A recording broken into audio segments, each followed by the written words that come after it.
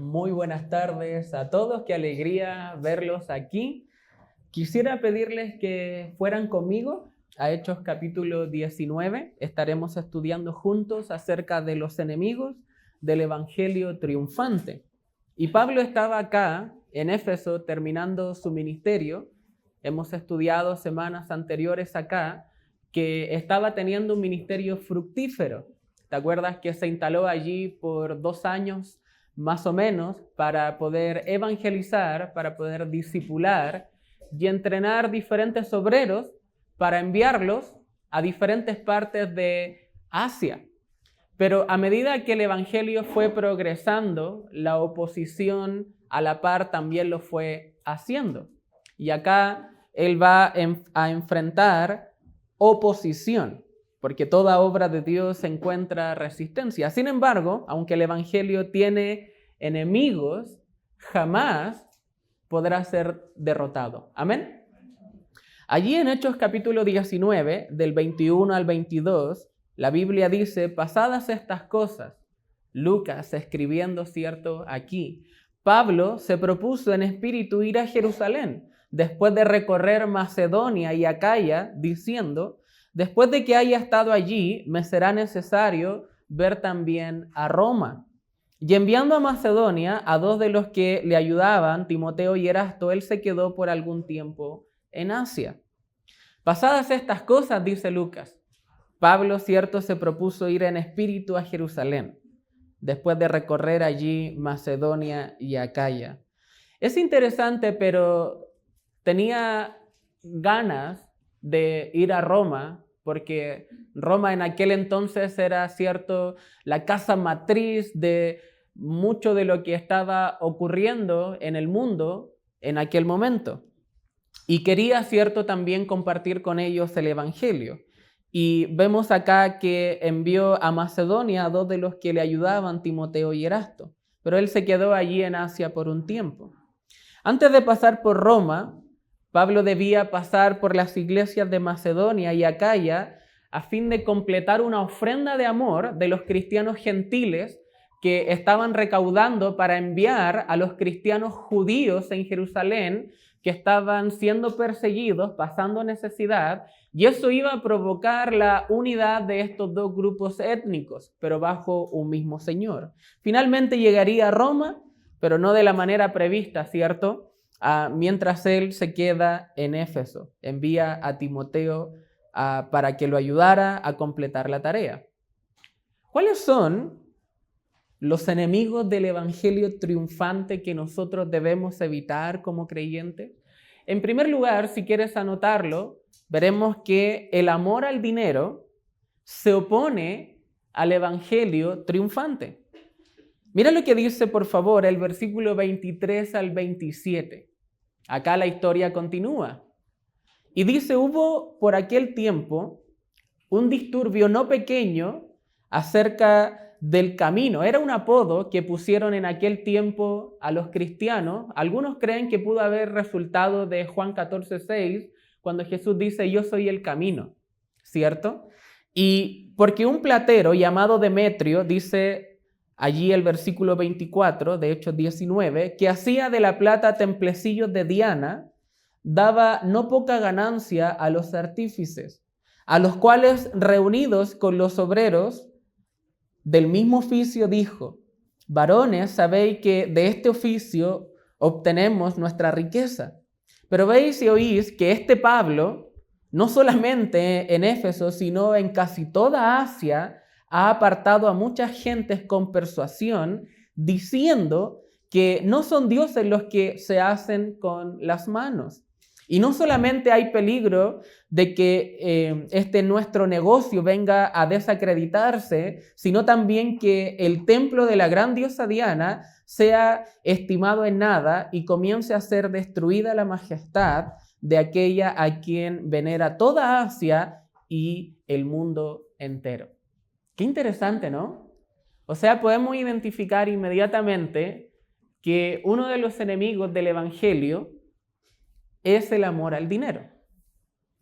Demetrio era un hombre que hacía templos en miniatura de la diosa Diana. los santuarios servían como ídolos familiares y se presentaban en el templo como ofrendas votivas.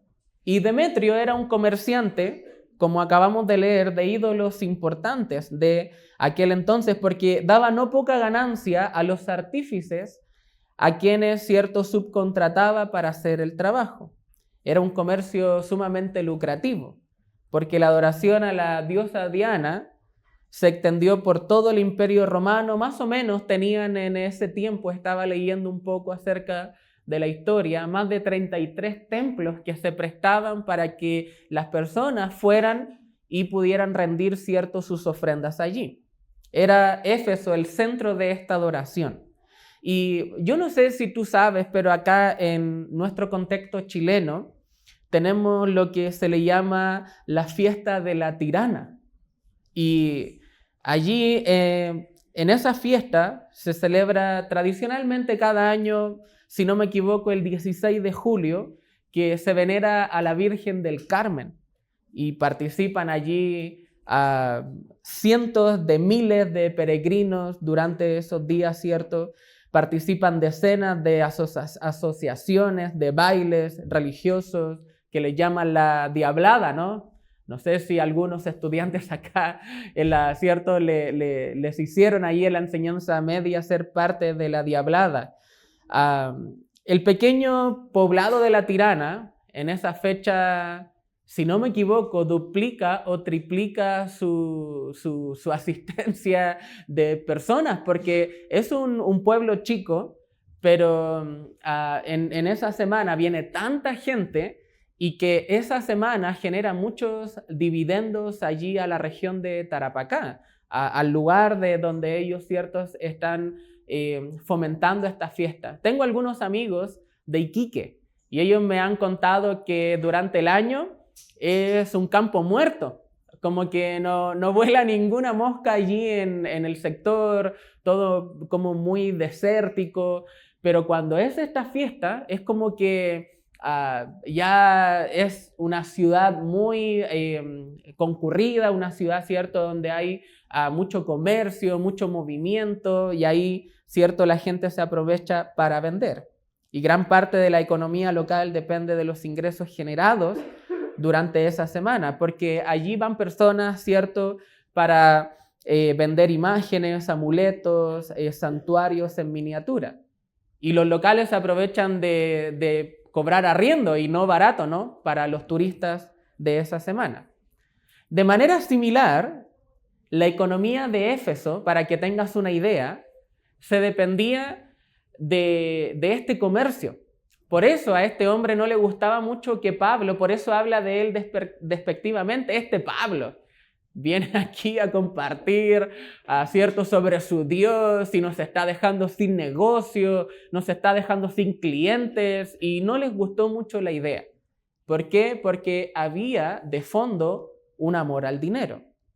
Ahora, por esta razón, cuando el evangelio comenzó a transformar vidas y personas, comenzaron a abandonar la idolatría. Imagínense allí que cada año sería bonito que la fiesta de la tirana recibiera menos feligreses porque tú y yo estamos compartiendo el evangelio. Y en lugar de ir y adorar ciertos dioses falsos, esas personas rinden sus vidas al único Dios verdadero, al que aquí predicaba Pablo. Demetrio y los demás artesanos percibieron que el cristianismo no era para ellos un buen negocio. Así que se opusieron. Tuvo oposición. Mira lo que dice el versículo 25 de Hechos 19. A los cuales, reunidos con los obreros del mismo oficio, dijo: varones, y fíjate de esta frase, ¿sabéis que de este oficio obtenemos nuestra riqueza? O sea, vio el evangelio, este hombre, como una amenaza. Si pudiéramos sacar algunas aplicaciones para nuestras vidas como creyentes de este pasaje, partiría diciendo que la idolatría es pecado. Guarda tu espacio en Hechos 19 y acompáñame un momento al Salmo 115 y leamos del versículo 1 al 8. La Biblia allí dice: no a nosotros, oh Jehová, no a nosotros, sino a tu nombre de da gloria, por tu misericordia, por tu verdad. ¿Por qué han de decir la gente, ¿dónde está ahora su Dios? Nuestro Dios está en los cielos. Todo lo que quiso ha hecho. Y fíjate lo que dice desde el versículo 4 al 8. Los ídolos de ellos son plata y oro, obra de manos de hombres. Tienen boca, mas no hablan. Tienen ojos, mas no ven. Orejas tienen, mas no oyen. Tienen narices, mas no huelen. Manos tienen, mas no palpan. Tienen pies, mas no andan. No hablan con su garganta. Y mira lo que dice el versículo 8, qué interesante. Semejantes a ellos son los que lo hacen y cualquiera que confía en ellos. O sea, lo que está diciendo este salmo que Demetrio, este amante del dinero, era semejante a ídolos que tenían ojos pero no ven, orejas y no oyen, boca y no hablan. Otra cosa interesante acá es que vemos a modo cierto de aplicación, es que la idolatría va mucho más allá de inclinarse ante una estatua, es un asunto del corazón. Si pudiéramos examinar a este hombre superficialmente, diríamos que su preocupación era quizás no tener la empresa que deseaba o no fabricar estos amuletos para la diosa Diana que los hacía de plata. Pero la preocupación real de Demetrio, ni siquiera, no sé si lo percataste en el pasaje que leímos, era la adoración a la diosa Diana. Lo toca después, como a modo de camuflaje. Lo primero que hace es resaltar su amor al dinero, o sea, nos van a dejar sin nuestro rubro, sin nuestro oficio. Y después como yapa, como extra, dice, y bueno, también a la diosa Diana se le dejaría de adorar. Pero si nos vamos a la profundidad, la preocupación real era la pérdida de ganancias económicas. Su problema, entonces, no era una adoración donde se inclinaba, su problema de fondo era un amor al dinero. Quizás, quién sabe, ¿no? Tú como creyente podríamos ponernos en una escala de superioridad moral y decir, qué fuerte la fiesta de la tirana, qué fuerte Demetrio y su idolatría y esto de la diosa Diana y los 33 templos. Pero, ¿qué hay de nosotros? Este mensaje no es para el de al lado, no es para el jefe tacaño que tienes. Este mensaje es para nosotros. Así que necesitamos rescatar algunas aplicaciones para nuestra vida acá. ¿Cómo anda tu amor al dinero? ¿Cómo anda tu propia codicia? ¿Cómo anda tu afán ante ese asunto? A veces es una respuesta a nuestro trasfondo, pero siempre es un problema del corazón. ¿A qué me refiero diciendo esto? Varios de nosotros hemos salido de hogares humildes, donde quizás no nos ha sobrado, y con el tiempo, al venir de un trasfondo así, nos convertimos en acaparadores. Porque como hemos experimentado tal vez la escasez, bueno, surge también en otros extremos, donde ya se les ha criado derechamente con recursos y acaparando más, pero me refiero al trasfondo de donde la mayoría de nosotros estamos acá ahora. Y muchas veces eso se debe a una falta de confianza en el Señor, a una falta de seguridad en el Señor. Y uno podría decir, claro, es que me enseñaron así. Entiendo, y también fui enseñado así. Pero eso puede explicar tu amor al dinero, pero eso no justifica tu amor al dinero. Porque Santiago, cierto, capítulo 1, dice que cada uno es atraído y seducido cuando de su propio deseo desordenado lo es.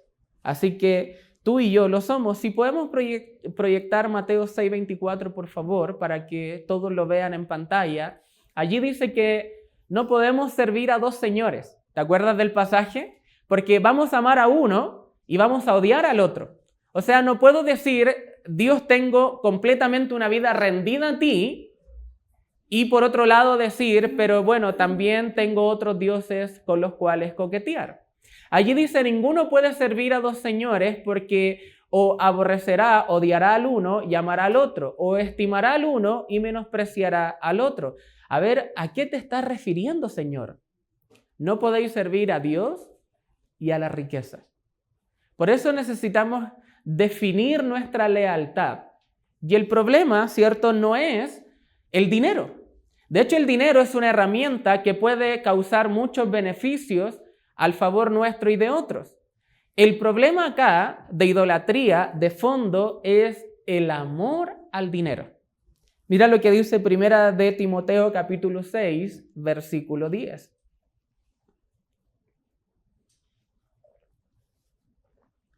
Porque raíz de todos los males es el que dice ahí, a ver, ayúdame, el amor al dinero, el cual codiciando algunos se extraviaron de la fe y fueron traspasados de muchos dolores. Alguien dijo que el problema no es lo que el hombre posee, el problema es lo que posee al hombre. Y algunos no vienen a Cristo no porque están adorando alguna cosa, sino porque aman el dinero. Algunos están, poniendo su amor, su deleite en el dinero antes que Dios. Y eso se presta como una barrera para que se acerquen al Señor. Mira lo que dice Marcos capítulo 8 del 36 al 37. ¿Qué aprovechará al hombre? Hay dos preguntas claves allí.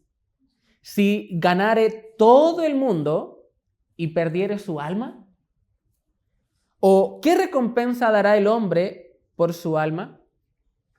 Lamentablemente el infierno está lleno de personas así, como Judas, por ejemplo, que puso su amor por el dinero antes que su amor por Cristo. Ahora vuelvo a hacerte la pregunta. El asunto del dinero es un asunto que la mayoría, ¿cierto?, lo tenemos allí como una lucha. ¿Cómo está tu amor hacia el dinero? Sería fácil reflexionar y criticar a los enemigos del Evangelio y sacar acá a este hombre a colación y apuntarle con el dedo cuando hay otros dedos de la misma mano señalándonos a nosotros. Demetrio maquilló su amor e idolatría al dinero y lo hizo pasar por un fin espiritual. Mira lo que dice el versículo 27 del mismo capítulo allí en Hechos 29.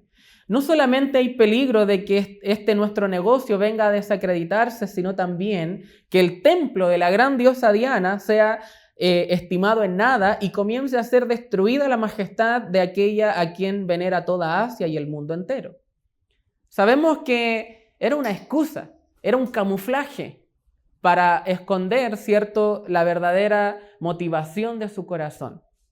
Y muchas veces los creyentes, los que estamos aquí, incluyéndome, no estamos siendo un buen ejemplo de los no creyentes en esta área.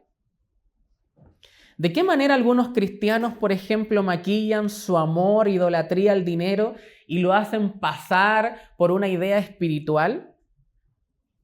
A veces decimos, no, yo nunca me voy a meter allí a la fiesta tal y me voy a convertir en un ídolo, yo nunca me voy a arrodillar. Si hubiera incluso existido en el tiempo de Daniel, y ahí nos ponemos re espirituales, hubiera sido parte de los amigos de Daniel, ¿cierto?, de Sadrach, Mesach y Abednego, y yo estaría ahí en el horno porque no me hubiera arrodillado. Y nos ponemos así de espirituales. Pero ¿cuántas veces en relación al dinero intentamos, ¿cierto?, camuflarlo con fines espirituales? Por ejemplo, no es que quiero ganar más para servir mejor. ¿Ya? No es que estoy proveyendo para mi familia. Hermano, no te vemos hace 2 meses en la iglesia. Quiero tener más recursos para apoyar la obra del Señor. Decimos esas frases para camuflarnos como este hombre.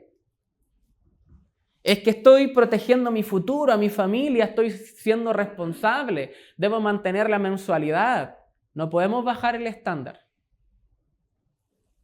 Demetrio fue, recuerda esto, un amargo oponente para el cristianismo. ¿Tienes eso en mente, cierto? Entonces, cuando amamos el dinero, más de lo que amamos a Dios, eso no solamente es idolatría, hermanos, sino que tú y yo nos estamos oponiendo al progreso del Evangelio. Eso sí que es serio. Y es importante que debamos entender las implicaciones de nuestro amor al dinero. Yo no quisiera oponerme al Evangelio. Yo quisiera actuar como alguien que es un catalizador para el Evangelio, alguien que hace que el Evangelio progrese. Ahora, ¿por qué el Evangelio siguió progresando pese a la oposición acá? ¿Sabes por qué? Bien interesante la respuesta. Porque Dios usó a dadores. Vemos, por ejemplo, que Dios usó a Pablo por un tiempo acá con sus recursos, con el Evangelio. Dios usó a Timoteo y Erasto y las iglesias de Macedonia. ¿Te acuerdas lo que te conté en la introducción? ¿Por qué se queda Pablo en Macedonia para recorrer allí? Se queda porque iba a recoger una ofrenda económica para llevarle a otro grupo de cristianos necesitados. Así que te hago la siguiente pregunta. ¿Cómo sabemos cuando el dinero ha dejado de ser un ídolo para nosotros? ¿Sabes cuándo? Cuando estamos dispuestos a perderlo. Como Pablo, como Timoteo, como Erasto, como las iglesias de Macedonia. ¿Sabes? A veces como que nos da un poco de pudor desde los púlpitos hablar de lo económico. Pero tú sabías que el orar es un hábito espiritual. ¿Estás de acuerdo con eso, cierto? El congregarte es un hábito espiritual. Además, también el leer la Biblia es un hábito espiritual. El poder, cierto, compartir tu fe con otros es un hábito espiritual. Pero ¿sabías que el dar también es un hábito espiritual? Por eso es muy importante que entendamos que el amor al dinero es un enemigo para el progreso del Evangelio. Así que te pregunto, ¿cómo anda tu dar? Pero no tu dar en tiempo, porque cierto, sé que eso también es integral y se incluye. ¿Cómo anda tu dar económico? ¿Cómo sé que ya no estoy luchando con el ídolo del dinero cuando estoy dispuesto a perder dinero para darlo? Creo que he leído que es más bienaventurado dar que recibir. Porque cuando damos, hallamos contentamiento. ¿Te acuerdas de las iglesias de Macedonia en 2 Corintios 8, del 1 al 5? Ellos eran pobres. Profundamente pobres. Y abundaron en riquezas de generosidad. Y 2 Corintios 8, 5 da la clave del por qué.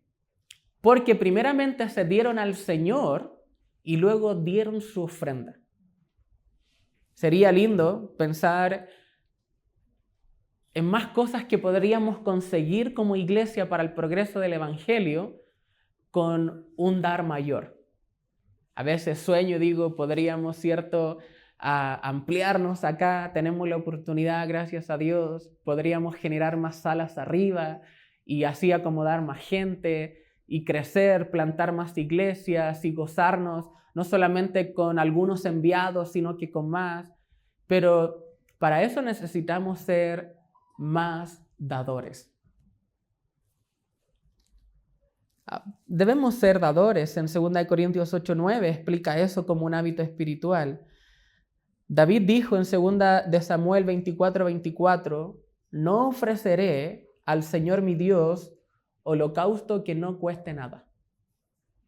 Y eso nos da otro indicador de cómo sé que ya no estoy luchando con el dinero como un ídolo. Cuando estoy dispuesto a perderlo, pero realmente perderlo al punto que sea significativo lo que estoy perdiendo. ¿Cuáles son los resultados de ser un dador? Acompáñame al versículo 18 y 20 de Hechos 19. Y muchos de los que habían creído venían confesando y dando cuenta de sus hechos. Asimismo, muchos de los que habían practicado la magia trajeron sus libros y los quemaron delante de todos, y hecha la cuenta de su precio, hallaron que era 50,000 piezas de plata. Así crecía y prevalecía poderosamente la palabra del Señor. Ahí tenemos los resultados de un grupo de creyentes dadores. Y por eso a este hombre se le estaba, cierto, a Demetrio acabando su negocio, porque el Evangelio estaba haciendo su efecto. Y tú y yo podemos ser parte de esto. Entre más convertidos había, menos clientes había. Esto va, ¿cierto?, a despertar oposición, sí o sí. Pero nunca Dios nos ha llamado a una vida cómoda. De hecho, Lucas 9:23 dice que si alguno quiere venir en pos de mí, niéguese a sí mismo. Tome su cruz, o sea, vas a sufrir, vas a tener que llevar una vida crucificada, pero también dentro de esa vida sufriente puedes ser obediente, porque el pasaje dice, y sígame. ¿Cuáles son algunos enemigos del evangelio triunfante que debemos evitar como creyentes, hermanos? El amor al dinero se opone al avance del evangelio. En segundo lugar, el orgullo. El orgullo se opone al avance del evangelio. Mira lo que dice el versículo 28 al 34. Cuando oyeron estas cosas, ¿se llenaron de qué? De ira. Y gritaron diciendo, grande es la diosa Diana de los Efesios. Imagínate allí, ¿cierto? Ellos gritando esto. Y la ciudad se llenó de confusión y aún se lanzaron al teatro, arrebatando a Gayo y Aristarco, macedonios compañeros de Pablo. Y queriendo Pablo salir, o sea, Pablo quería ir a dar su vida en rescate por sus compañeros en la fe. Los discípulos no lo dejaron. También algunos de las autoridades de Asia, que eran sus amigos, le enviaron recados rogándole que no se presentase en el teatro. El teatro de aquel entonces podía acomodar como a 25,000 personas. Unos pues gritaban una cosa y otros otra porque la concurrencia estaba confusa. Y los más no sabían por qué se habían reunido. Y sacaron de entre la multitud a Alejandro empujándole los judíos. Entonces Alejandro pidió silencio, ¿no? Con la mano. Quería hablar en su defensa ante el pueblo, pero cuando conocieron que era judío, o sea que como judío estaría en contra de la diosa Diana, obviamente, todo a una voz gritaron, ¿por casi cuánto tiempo? 2 horas. Grande es Diana de los Efesios. Demetrio, un amante del dinero, había logrado su objetivo, despertar el hambre de la comunidad, de poder, ¿cierto?, incitarles ahí a estar en contra de Pablo, del ministerio del evangelio. Acá vemos orgullo manifestado en ira pecaminosa. Gritaron, querían agarrar, golpear, despedazar, y es una manera típica a veces de cómo los incrédulos reaccionan al evangelio, porque el evangelio por definición los ofende, diciéndoles que son pecadores, diciéndoles que necesitan un salvador cuando ellos se creen moralmente justos. Recuerdo justo esta semana, hablando con Pastor Rodrigo acá, recordábamos la historia de unos vecinos en la comuna de Los Prados cuando intentamos allí establecer la iglesia. Y conversábamos con Mirko, con él, acerca de aquel entonces donde estábamos grabando y los vecinos salieron gritando, no vamos a dejarles estar aquí no permitimos iglesia, no van a perjudicarnos el sector. Y esas frases evidenciaban lo que había en el corazón, o sea, no queremos bajar el estándar para ellos de nuestro sector, va a venir gente de la población a meterse acá, ¿y cómo vamos a permitir eso? Y los autos que se van a acomodar en la calle. Entonces venía un vecino a comprar al negocio, no sé por qué la casa justo estaba al lado de un negocio. Entonces allí venía el vecino, mire vecino, van a abrir una iglesia acá, y el vecino, no, otro vecino, no, y ahí se amontonaron. Y todos como acá en Éfeso, ¿no? Como no permitiremos. Lo interesante de todo que la gente que estaba reclamando de que no, tenían allí un altar de la Virgen María. Y uno diría, bueno, se supone que tiene fe, ¿o no? Se supone que en el fondo, a ver, ¿qué es lo que amas más al Señor o amas más, cierto, que acá, según tu apreciación, no baje el estándar del barrio? Son orgullos manifestados de ciertas maneras. Y estábamos allí a una escala mucho más inferior y chica que Pablo, obviamente, en Éfeso, pero me recordó la historia. El evangelio, hermanos, hace enojar a las personas porque las confronta con su falta de religión y su pecado. Mira lo que dice el versículo 32, me parece muy interesante. Y los más no sabían por qué se habían reunido. Como cuando jóvenes salen a la calle a protestar, no sé si te has dado cuenta, y viene el periodista y le dice, ¿cuáles son las causas que están defendiendo los estudiantes? No sé. ¿Por qué? Porque siguen a la multitud. Están a favor de la corriente, no tienen idea de por qué están allí. Son muy pocos los que tienen idea realmente de lo que están reclamando. Eran como los vecinos de Lo Prado, a ver, no conozco a esta gente, estoy siendo prejuicioso, ¿será igual que todas las iglesias? No, no éramos igual que todas las iglesias. Y los vecinos no se dieron el tiempo de preguntar, de conocer, sino que más bien a favor de la corriente, sí, una iglesia, no, en contra, sí, en contra. Y así actúan los incrédulos y de esa manera se manifiesta su orgullo ignorante muchas veces. Pablo, después de esta experiencia, dice en 1 Corintios 15:32, si como hombre batallé en Éfeso contra fieras. Así les describe a este grupo de personas. Debemos entender, hermanos, que el Evangelio hiere el orgullo. El Evangelio nos dice que no podemos ser salvos por nuestras obras, por nuestra clase social, que no podemos entrar al cielo por cierto creer en una estatua que tiene oídos y no escucha o tiene ojos y no te ve. Eso va a ofender a la gente que ha traído esa tradición por mucho tiempo. Hay que enseñarles el Evangelio con amor, con gracia y sabiduría. Pero no podemos dejar de nombrar el pecado. Porque un evangelio sin mencionar el pecado no es evangelio. El orgullo suele expresarse en ira como este grupo de personas y debemos cultivar nosotros sabiduría para compartirles el evangelio.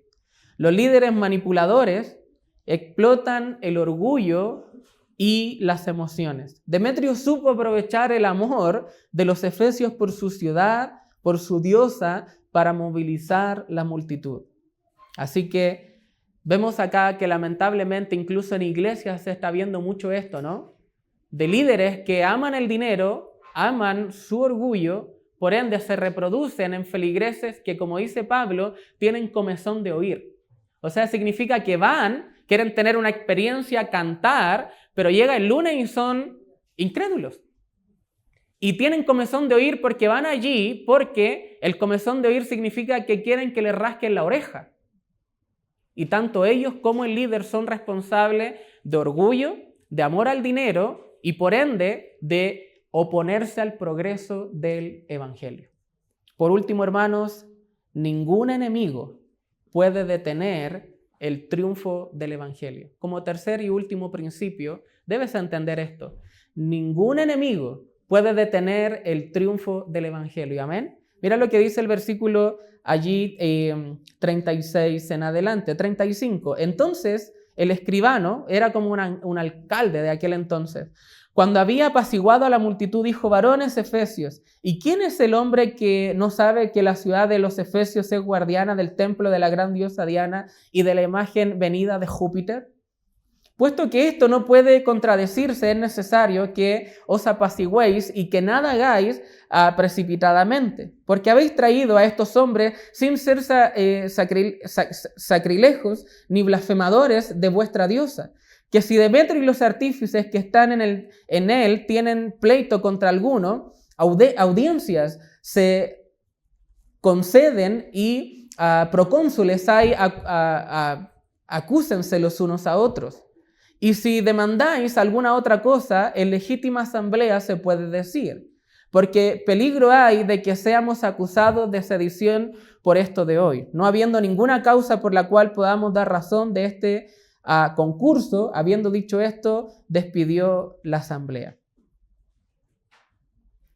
Es muy potente lo que está ocurriendo acá porque vemos que Dios gobierna soberanamente. Dios usó a un funcionario pagano para proteger a Pablo, para proteger a los cristianos.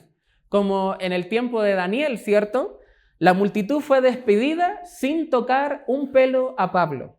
En el fondo, Dios hizo de nuevo en Hechos que la ira de los hombres lo alabaran finalmente. Los enemigos del evangelio, hermanos, son temporales. Hoy nadie adora a la diosa Diana. Nadie. De hecho, ¿cierto? Si tú analizas la historia, eso quedó ya enterrado. Han surgido porque el diablo quiere atacar la iglesia con otra religión y la inmoralidad sexual, pero de la diosa Diana nadie se acuerda. De hecho, si no fuera por Pablo, este hombre ni siquiera fuese conocido. Pablo es uno de los mayores influencers en la historia sin un celular. Pero aquí, como Yapa, incluye a este hombre que si él no lo hubiese mencionado, nada se hubiera sabido de él. Los imperios pasan, pero el evangelio permanece. Éfeso desapareció, el templo de la diosa Diana desapareció, el gremio de Demetrio desapareció, pero la iglesia de Cristo avanza. Amén. Los vecinos de Los Prados lograron que el dueño nos cancelara el contrato y que entráramos en un periodo de pandemia sin poder reunirnos, pero aquí estamos, en un lugar pagado por la gloria de Dios, un regalo de Dios que nos tenía casi 2 años después de haber pasado por ese momento sin saberlo. ¿Sabes por qué? Porque el evangelio triunfa, amén. Porque Dios nos tiene en cuenta. Y tú y yo no debemos prestarnos para hacer trabas del evangelio. ¿Cuáles son las trabas del evangelio que podría haber en ti y en mí? El amor al dinero y el orgullo. Seamos enseñables, humildes y seamos también al mismo tiempo dadores. Y el evangelio así será un catalizador contigo y conmigo. Tomemos un tiempo para orar. Padre, te agradezco por este mensaje. Ayúdanos, Señor, a entender que Demetrio acá en esta historia representa el amor al dinero. Los efesios representan el orgullo humano, pero ninguno de ellos pudo detener el avance del evangelio.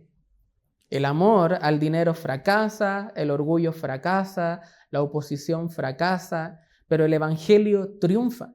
Porque detrás del evangelio tenemos un Dios soberano. El cielo gobierna, que está allí, este Dios gobernando desde el cielo, el creador del cielo y de la tierra. Gracias, Señor.